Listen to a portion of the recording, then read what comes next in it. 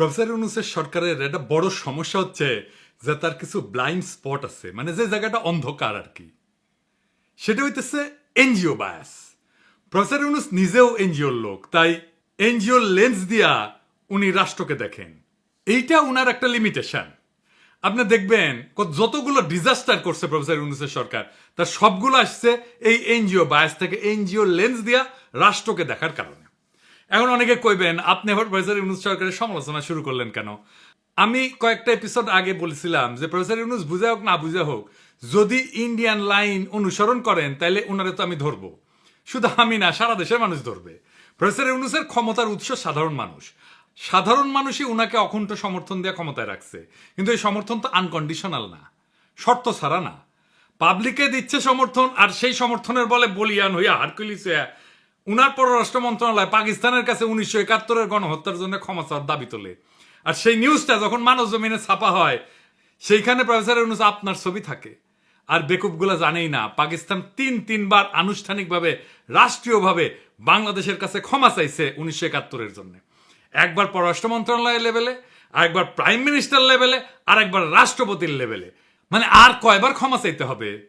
আর একবার ক্ষমা চাইলে আপনার বা দেশের কি লাভ হবে?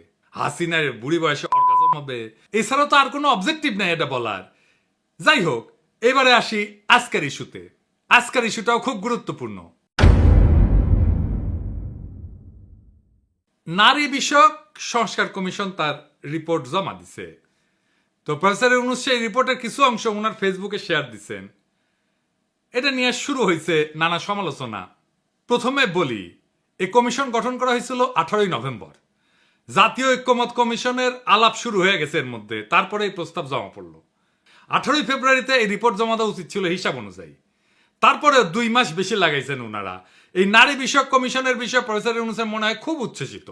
ওই যে কইছি না ওনার এনজিও বায়াস আছে, সেই থেকে উনি বলছেন যে কয়টা করে ফেলা যায় তা দ্রুত করে ফেলতে হবে, আর পাঠ্য বইয়ের মতো ছাপায় বিলি করতে হবে। কোনো কমিশন নিয়ে প্রফেসর ইউনূসকে এত উচ্ছ্বাস প্রকাশ করতে দেখেছেন? দেখেন নাই। আপনি তো স্যার পড়েন নাই রিপোর্ট, না পড়ে বিলি করার কথা কইলেন। এটা ছাপায় বিলি করতে গেলে আপনার সরকারের লোকেরা মার খেয়ে ভুট্টো হয়ে যাবে, আগে সাবধান করে দিলাম। একটু সামাল কইরা স্যার। উনারা কামের চাইতে আকামে বেশি পটু। আর 2 নম্বর হচ্ছে উনারা একেবারে বাংলাদেশের সমাজ, রাজনীতি, জনগণ, গণমানুষ এই সম্পর্কে কিছুই জানেন না। আপনি বলবেন এখানে শিরিনাপার মতো মুরব্বী আছেন, তাদেরকে আমি এই কথা বলতে পারি, যে পারি স্যার। শিরিনাপা কইলেই সেটা অমৃত হয়ে যায় না। উনারে আমরা কিছু বলি না জাফরুল্লাহ ভাইয়ের সম্মানে, কিন্তু উনি একজন পার ইসলামোফোব মহিলা। আর এই কমিশনে যারা আছেন তাদের বেশিরভাগই তাই। উনাদের মিশন হইতেছে নারীর কান্দে বন্দুক রেখা ইসলাম কোপানির রাজনীতি করা। আপনাকে এক্সাম্পল দিই। নারী কমিশন বলছে ধর্মীয় আইন মেনে চলা বাধ্যতামূলক জন্য নারীদের প্রতি বৈষম্য হচ্ছে। আপনি নিজেই শেয়ার দিয়া কইছেন ধর্মীয় আইন অনুসরণ করা যে কোনো ধর্মের অনুসারীদের জন্য বাধ্যতামূলক। ধর্মের অনুসারীরা তো আনন্দ চিত্তে সেটা অনুসরণ করেন এবং মেনে চলেন। কেউ যদি দাবি করে ধর্মীয় অনুশাসন মেনে চলার জন্য বৈষম্য হচ্ছে, এটা খুবই বাজে অনুসিদ্ধান্ত।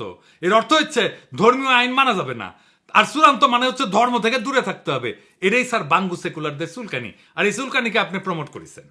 এই কমিটি প্রতিনিধিত্বমূলক না, বাংলাদেশের আপামর নারীদের অংশগ্রহণ নাই এই কমিটিতে, যারা সংস্কারের নামে ধর্মীয় আইনের বিরুদ্ধে কৃপান তোলে। বাংলাদেশের মানুষ তাদের সংস্কার প্রস্তাব ছুঁড়ে ফেলে দেবে। আবার দেখেন, যৌনকর্মীদের শ্রমিকের মর্যাদা দেওয়ার কথা বলছেন। ওনাদের মাথায় যে কোন দেশ থাকে আদর্শ হিসাবে জানি না, হয়তো পশ্চিম থাকে। পশ্চিমের চিন্তা, পশ্চিমের প্র্যাকটিস ওনারা চাপাই দিতে চান বাংলাদেশের উপরে, ঝামেলা বাঁধে সেইখানে। কিন্তু ওনারা তো পশ্চিমের যে ডাইভার্স প্র্যাকটিস সেটা নিয়ে জানেন না, ওনাদের সেই জ্ঞানও নাই। আমার অনুমান ওনারা কিছুই জানেন না। ধরা যাক ফ্রান্সে কি নিয়ম জানেন? সুইডেন, নরওয়ে, ফ্রান্স এই সমস্ত দেশে যৌনকর্মী না, বরং ক্রেতাদের যারা যৌন সেবা গ্রহণ করে তাদের শাস্তির আওতায় আনা হয়। এদেরকে বলা হয় নর্ডিক মডেল। তাহলে বুঝতে পারতেছেন যে পতিতাবৃত্তিকে কিভাবে কোন কায়দায় ট্যাকেল করা হয় পশ্চিমে। আপনি তো অপমানকর, মর্যাদাহানিকর একটা পেশাকে আইনি কাঠামোর মধ্যে এনে বৈধতা দিতে পারেন না। আপনারা পতিতাবৃত্তিতে ইন্ডাস্ট্রি বানাইতে চাইতেছেন, সেখানে টাকা বিনিয়োগ হবে, আর বাংলাদেশের নারীরা সেখানে শ্রমিক হিসেবে কাজ করবে। মানে পতিতাদের অ্যাপয়েন্টমেন্ট লেটার দিবে, পেনশন থাকবে, প্রমোশন হবে, পতিতারা ট্রেড ইউনিয়ন করবে। Are you crazy? মাথা মধ্যে ঠিক আছে আপনাদের? নারীদের সম্মানজনক কর্মসংস্থান করতে হবে, এটা যদি লক্ষ্য হয় তাহলে এমন ব্যবস্থা করেন দক্ষতার যোগ্যতা অনুসারে সকল নারীর কর্মসংস্থানের জন্য বাংলাদেশের পুরুষদের যদি আধা পেটে খায় থাকতে হয় তাহলে সেটাও বাংলাদেশের পুরুষেরা মেনে নেবে। কিন্তু এটা মানবে না, আগুন জ্বালায় দিবে। মাথায় রেখেন, আগুন নিয়ে খেলেন না। এই যে কমিশন, এরা কি নারী নীতি বিষয়টা বুঝে? আসেন সেটা বুঝে দেখি নারী নীতি কেমন হওয়া উচিত। রাষ্ট্রের কাজ হইল সব নাগরিকের জন্য যুক্তিপূর্ণ, কার্যকর এবং ন্যায্য নিয়ম তৈরি করা। মোট কথায় নাগরিকের অধিকার প্রতিষ্ঠা করা। কি অধিকার? লিগাল রাইট, পলিটিক্যাল রাইট আর ইকোনমিক রাইট, এই তিনটা। এটাই রাষ্ট্রের নির্দিষ্ট কাজের এলাকা, এটাই রাষ্ট্রের কাজ। তাহলে আসেন এই লিগাল, পলিটিক্যাল আর ইকোনমিক রাইটের প্রশ্নের গভীরে যাই। রাষ্ট্রের দায়িত্ব খুবই স্পষ্ট। এই দায়িত্বগুলাই সব নাগরিকের প্রতি রাষ্ট্রের দায়িত্বের সাথে যুক্ত। সব নাগরিকের অধিকার নিশ্চিত করা, এটা পলিটিক্যাল রাইট। আইন তৈরি এবং প্রয়োগ করা সব নাগরিকের জন্য, এটা লিগাল রাইট। আর সুযোগ এবং সম্পদের সমভাবে বিতরণ করা, এইটা ইকোনমিক রাইট। রাষ্ট্রকে নাগরিকের ইন্ডিভিজুয়াল রাইট প্রতিষ্ঠা করতে হয়। এই নারীবাদীরা ইসলাম কোপানির খায়েশ নিয়ে যেটা করতে যায় সেটা হইতেছে নারীর সম্পত্তির অধিকার নিয়ে কথা বলে। তারা বলে ধর্মের জন্য নারীরা বৈষম্যের শিকার হচ্ছে, সেজন্য বলছে ধর্মীয় অনুশাসন মানায় বৈষম্যের শিকার হয় নারীরা। এই বৈষম্য থেকে বাঁচতে বাবার সম্পত্তিতে নারীর সমান অধিকার দরকার। এটা হিন্দু মুসলমান কেউই মানবে না। আচ্ছা বলেন তো, সম্পত্তি তো আমার, সেটা আমি কিভাবে বন্টন করব আমার উত্তরাধিকারের কাছে, সেটা একান্তই আমার ইচ্ছা। এটাকে আইনের ভাষায় বলে উইল। আপনারা শোনেন না উইল করে দিয়ে যায়, বিদেশে দেখেন না বিড়ালের নামে উইল করে দিয়ে যায়। আমার সম্পত্তি আমি যাকে খুশি লিখে দেবো, আমি আমার সন্তানদেরকে না দিয়ে আমি বিড়ালকে দিয়ে যাব। এটা আমার ইচ্ছা, এটা আমার উইল। এইখানে কারো কিছু বলার নাই। রাষ্ট্র দেখবে আমার যেটা ইচ্ছা সেটা বাস্তবায়িত হচ্ছে কিনা, এটাই রাষ্ট্রের অধিকার, এটাই রাষ্ট্রের দায়িত্ব। রাষ্ট্রের বলার কথা না আমি কাকে কতটুকু দেব সম্পত্তি, এইটা রাষ্ট্র ঠিক করে দেবে না। রাষ্ট্র আমার ইচ্ছাকে মর্যাদা দেবে, সেটাই রাষ্ট্রের দায়িত্ব। কিন্তু এই নারীবাদীরা বলে সম্পত্তিকে সমানভাবে ভাগ করে দিতে হবে। আমি যদি আমার মেয়েকে বেশি দিতে চাই, পারবো না? অবশ্যই পারবো। এটাই আমার উইল। আমার ব্যক্তিগত সম্পত্তি আমি কিভাবে আমার উত্তরাধিকারের কাছে দেব, সেটা একান্তই আমার নিজের সিদ্ধান্ত। দুনিয়ার কোনো রাষ্ট্র এটা হাত দেয় না। ইউরোপে কেউ মানবে যদি রাষ্ট্র বলে তুমি তোমার উত্তরাধিকারের মধ্যে এইভাবে বন্টন করে দাও সম্পত্তি? মানবে না। কিন্তু বাংলাদেশের নারীবাদীরা এটা করতে চায়, কারণ এই অসিলায় তারা ইসলাম কোপাইতে পারে। এটা ইসলাম কোপানির ইন্ডিয়ান তরিকা। তো এখন কইতে পারেন দাদা কিছু এলে ইন্ডিয়া ঢুকায় দেয়। জি না ভাই, বুঝাই দিই। আপনারা ভারতে মুসলমানদের ওয়াকফ সম্পত্তি এই মোদি গ্রাস করতে চায়, শুনেছেন না? কিভাবে গ্রাস করতে চায় জানেন? ইউনিভার্সাল সিভিল কোডের নামে। এটা কি? এই ওয়াকফ সম্পত্তি যেটা মসজিদ, মাদ্রাসা, কবরস্থান এই তিনদের জন্য দাঁড় করা হয়, তার পরিমাণ হইতেছে 6 লাখ একরের বেশি ভারতে। এটা মুসলমানদের একটা বিরাট বড় সম্পদ, সামাজিক সম্পদ। এই বিশাল সম্পদের উপর আজ সবচেয়ে বড় হুমকি হয়ে উঠছে তথাকথিত ইউনিফর্ম সিভিল কোড। এর মানে হচ্ছে সব ধর্মের জন্য এক আইন চাই। শুনতে খুব সুন্দর, কিন্তু প্রশ্ন হইল এই এক আইনের সুতায় তারা কি মুসলমানদের ধর্মীয় দাতব্য প্রতিষ্ঠানগুলোকে দুর্বল করে দিতে চায়? আসলে চায়। হ্যাঁ, ওয়াকফ মানে হচ্ছে স্থায়ী দান।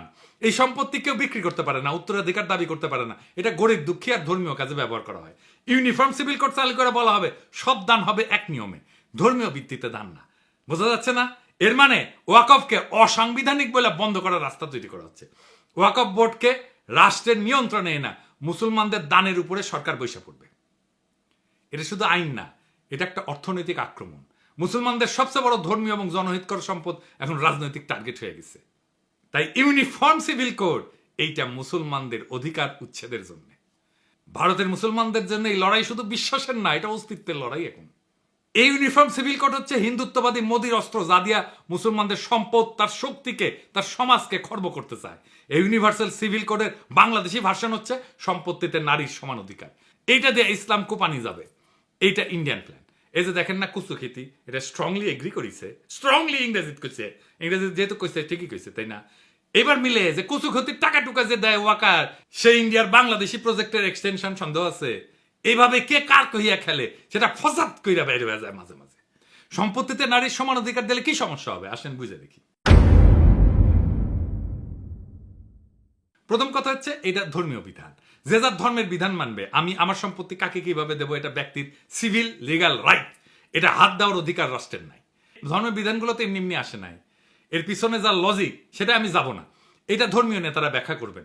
আমি আমাদের সোশ্যাল ফেব্রিকের আলাপ করব, যা হাজার হাজার শতাব্দীর ভিতর দিয়ে গড়ে উঠছে। সেই সোশ্যাল ফেব্রিক নষ্ট হয়ে যাবে। কি সেটা? সেটা ভয়ঙ্কর একটা বিষয় হবে।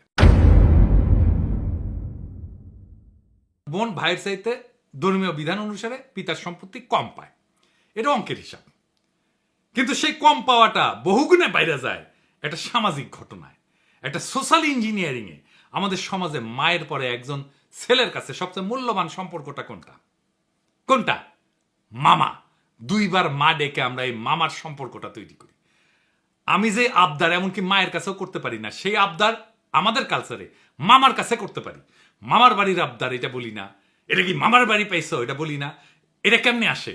ওই সোশ্যাল ইঞ্জিনিয়ারিং এর জন্য যেই অতিরিক্ত সম্পত্তি পায় মামা, তার কারণে এমন একটা মধুর কেমিস্ট্রি মামার উপরে পড়ে যে মামার সম্পত্তির উপরে, মামার বাড়ির উপরে ভাগনার একটা আলাদা অধিকার জন্মায়। সামাজিক অধিকার, ভালোবাসার অধিকার। ওই যে বলে না, তাই তাই তাই মামার বাড়ি যাই, মামা দিল দুধ ভাত, দুয়ারে বসে খাই। তারপরে ওই যে আই ছেলেরা আই মেয়েরা ফুল তুলিতে যায়, ফুলের মালা গলায় দিয়ে মামার বাড়ি যায়, মামার বাড়ি মধুরহারি, মামা ভাগ্নে যেখানে আপদ নাই সেখানে। এই যে মামার ভাগ্নের কেমিস্ট্রি আমাদের সমাজে এটা আর কোথাও পাবেন না। কাকার সাথে এই কেমিস্ট্রি হয় না কেন? কারণ ওই ধর্মের অনুশাসন শুধু সম্পত্তির অধিকার ঠিক করে দেয় নাই, সেটার সাথে সোশ্যাল ইঞ্জিনিয়ারিং করে দিচ্ছে যেন বোনের ছেলে মেয়ের মামার উপরে এক স্নেহের, ভালোবাসার, নির্ভরতার একটা সম্পর্ক তৈরি হয়। এই নারীবাদীরা সেটাও ভেঙ্গে দিবে। আপনি দেখছেন এরা এতটাই নির্বোধ, যারা 1000 বছর ধরে গড়ে ওঠা একটা সমাজকে মুহূর্তের মধ্যে কলমের খোসায় ধ্বংস করে দিতে চায়। এতই নির্বোধ এরা। প্রফেসর ইউনূস মাঝে মাঝে ভুলে যান উনি কোথায় থেকে ক্ষমতা পেয়েছেন, ওনার ক্ষমতার উৎস কি। আমরা এটা ওনাকে মনে করে দিতে চাই। উনার ক্ষমতার উৎস বাংলাদেশের আপামর জনগণ। এই আপামর জনগণই প্রফেসর ইউনূসের সরকারকে ক্ষমতায় রাখছে। প্রফেসর ইউনূসের ক্ষমতার উৎস মানুষ, এটা যতক্ষণ পর্যন্ত মনে রাখবেন ততক্ষণ পর্যন্ত প্রফেসর ইউনূস শক্তিশালী। সাধারণ মানুষ উনার পিছন থেকে সরে গেলেই উনি শক্তিহীন। উনাকে উষ্টা দেওয়ার জন্য অনেকে মুখায় আছে, ইন্ডিয়া মুখায় আছে, ওয়াকার মুখায় আছে, বিএনপি মুখায় আছে, আওয়ামী লীগ মুখায় আছে। এরা কেউ সফল হইতে পারতেছে না, কারণ সাধারণ মানুষ পাহাড়ের মতো দৃঢ় ঐক্য নিয়ে প্রফেসর ইউনূসের পিছনে দাঁড়াইছে। প্রফেসর ইউনূস তার এই ক্ষমতার উৎসকে যদি অস্বীকার করেন, সেই মুহূর্তে ওনার পতন, ওনার সমস্ত শত্রু ওনাকে ধ্বংস করে ফেলবে। তাই প্রফেসর ইউনূসের প্রতি এটা সতর্ক বার্তা। বাংলাদেশের সাধারণ মানুষের ধর্মীয় বিশ্বাস, সামাজিক মূল্যবোধ এর বিরুদ্ধে কখনো দাঁড়াবেন না। আপনি মনে রাখবেন বাংলাদেশের খুব সাধারণ মুসলিম সমাজ আপনার পেছনে দাঁড়াইছে। তার সমস্ত সমর্থন, আত্মার সমস্ত শক্তি নিয়ে আপনি শক্তির ভালোবাসাকে উপেক্ষা করবেন না। এর পরিণতি হবে ভয়ানক। এই নারী নীতিতে কি আছে আমরা পুরোটা পড়ে দেখিনি, কিন্তু যেই স্যাম্পল বা ট্রেলার দেখলাম তাতে বাংলাদেশের সাধারণ মানুষ শঙ্কিত। আমি আশা করব সাধারণ মানুষের সংখ্যাকে গুরুত্বের সাথে বিবেচনা করবেন। এই নারী নীতি ব্যাপক পর্যালোচনা ছাড়া কোনো সংস্কারের পথে অগ্রসর হওয়া উচিত হবে না। প্রফেসর ইউনূস আপনি যদি এই জাতির উপরে ভর কইরা এই দেশের মানুষকে পেছনে রেখে হঠাৎ করে এমন কিছু চাপায় দেন যা এই সমাজ চেনে না, মানে না, বিশ্বাস করে না, তাহলে এই জাতি কিন্তু এক সময় আপনাকে প্রশ্ন করবে। আপনার শক্তি কিন্তু বিদেশি মিডিয়া না বা ডোনাররা না, আপনার শক্তি এদেশের আপামর জনগণ, মুসলমান, তাদের সন্তান, যাদের হৃদয়ে আপনার উপরে এখনো বিশ্বাস আছে।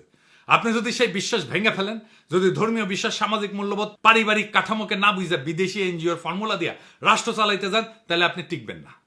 কারণ এই দেশ কোনো ল্যাবরেটরি না, এই জাতি গিনিপিগ না।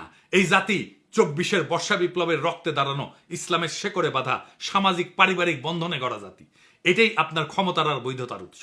আপনি যদি এই জাতিকে এনজিও বানাইতে চান, তাহলে এই জাতি আপনাকে রাজনীতির ইতিহাসে একটা দুঃখজনক ব্যর্থতা হিসেবে মনে রাখবে। এখনো সময় আছে, সাধারণ মানুষের ভাষা বোঝেন, ধর্মের প্রতি তাদের আবেগ বুঝেন, এই মাটির গন্ধ বুঝেন। না বুঝলে আপনি থাকবেন হয়তো পদে, কিন্তু মানুষের হৃদয়ে থাকবেন না। মনে রাখবেন এই জাতি অনেক ধৈর্য ধরে, কিন্তু একবার যদি জায়গা ওঠে ফাগুনের আগুনের মতো ছড়ায় পড়ে, সেই আগুন কিন্তু কারো ক্ষমতা দেখে না, পদ দেখে না, অতীত দেখে না, ইতিহাস দেখে। ইতিহাসের এক সময়ের মহানায়কের স্মৃতি বিজড়িত বাসভবন মুহূর্তেই গুড়ায় দেয় প্রবল ঘৃণায়। তাই সতর্ক হন, সংলগ্ন হন, এবং সবচেয়ে বড় কথা, মানুষের কথা শোনেন, আমাদের কথা শোনেন। আপনার ক্ষমতার আসল মালিক তারাই। ইনকিলাব জিন্দাবাদ।